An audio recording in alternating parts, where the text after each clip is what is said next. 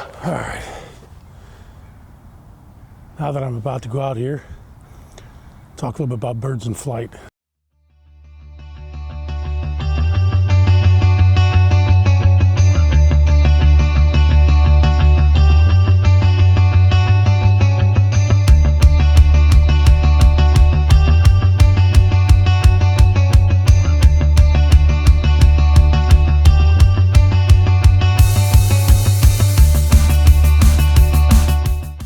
So I'm going out just to practice a little bit.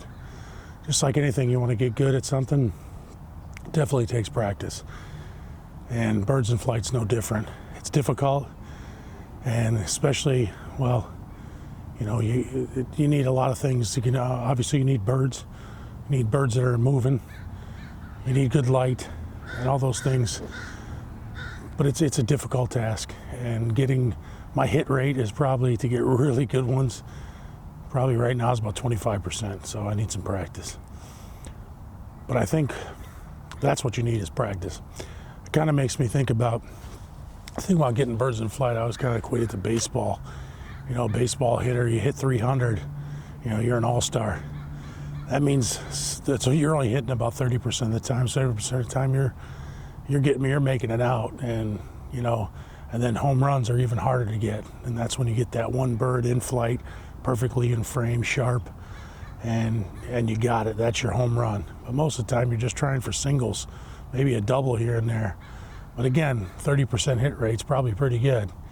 And obviously it depends on some of the equipment you have, but you also, you know, I have what I have. I'm not going to spend a ton of money buying all kinds of stuff. I don't have the gimbal head, and I don't have the full frame camera. I use micro four thirds.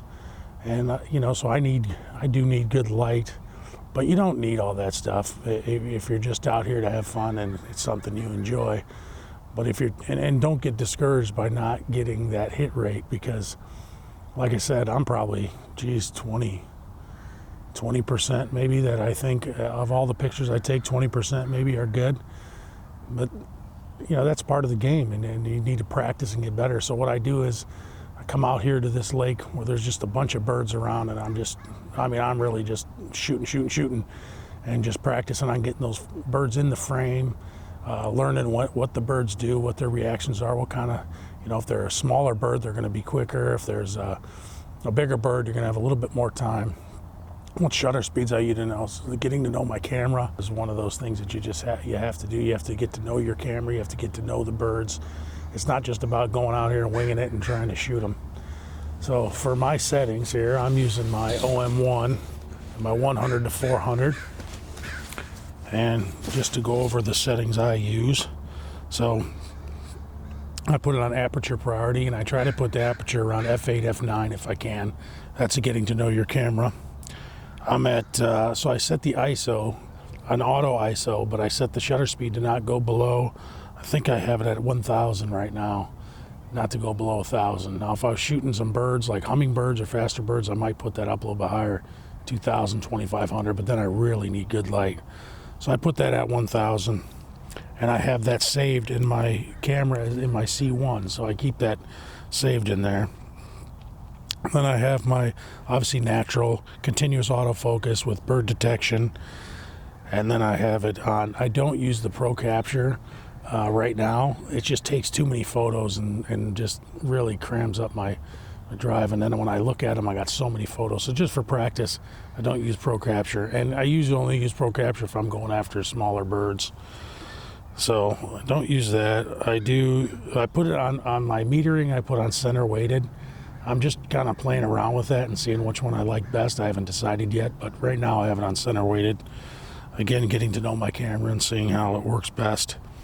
I do shoot RAW. You can shoot JPEG, it's no big deal. For doing birds in flight, I turn the stabilization off. Just seeing how that works. Maybe I'll change that. And then I use so that's for my birds in flight pretty much. And I have the auto ISO set, and I have the max set at 12,000.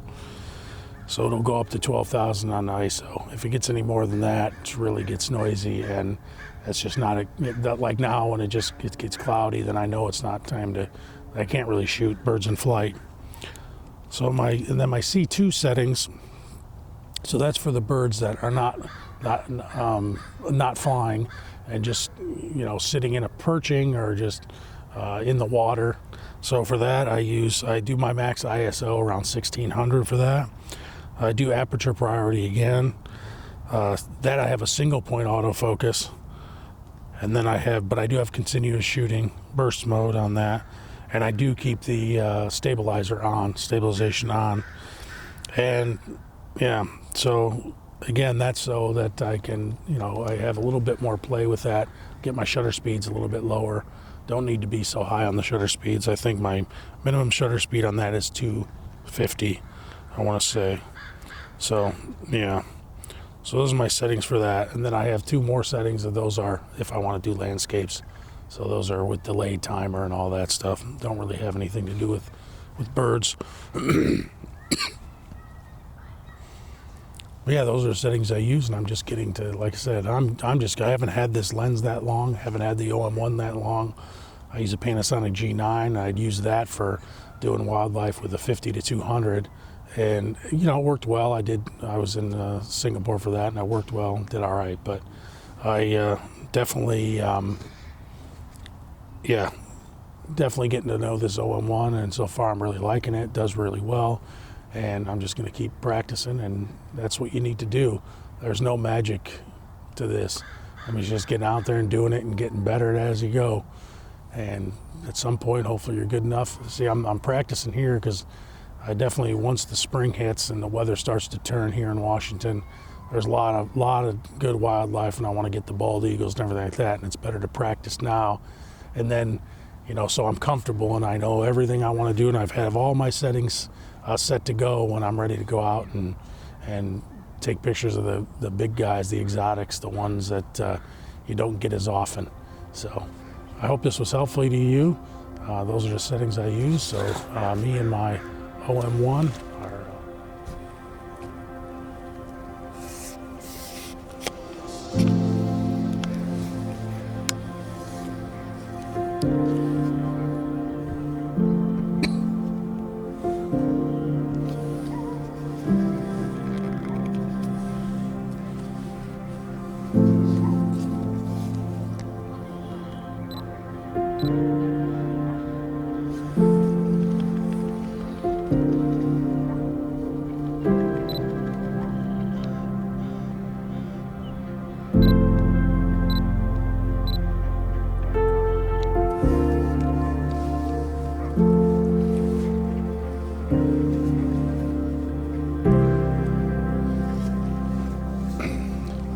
So this is called Steelhead Lake.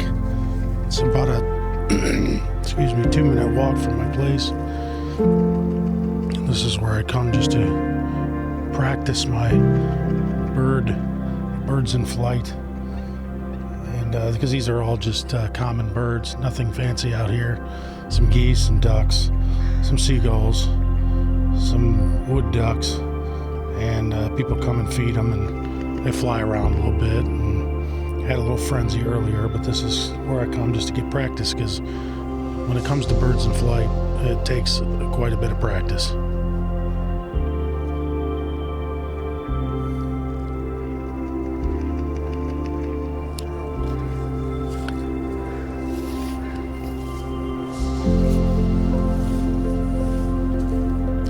Unfortunately, the clouds have come out now, so it's time to, and it doesn't look like it's going to get any better, any better light, so it's time to put everything away and head home. Again, it's nice this is only a few minutes away. So, yeah, that's it for today.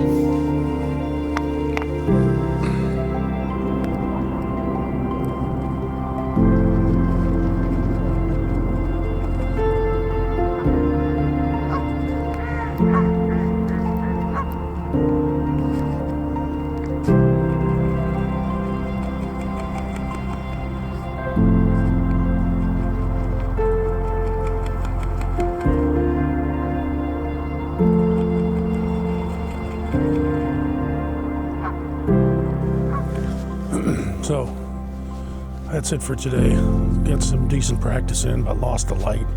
Now it's too cloudy. And yeah, so I'm gonna head out, like just a walk here. Maybe we'll see some squirrels on the way out. But that's it for today. Unfortunately, it just really it does that here. I'm near Seattle.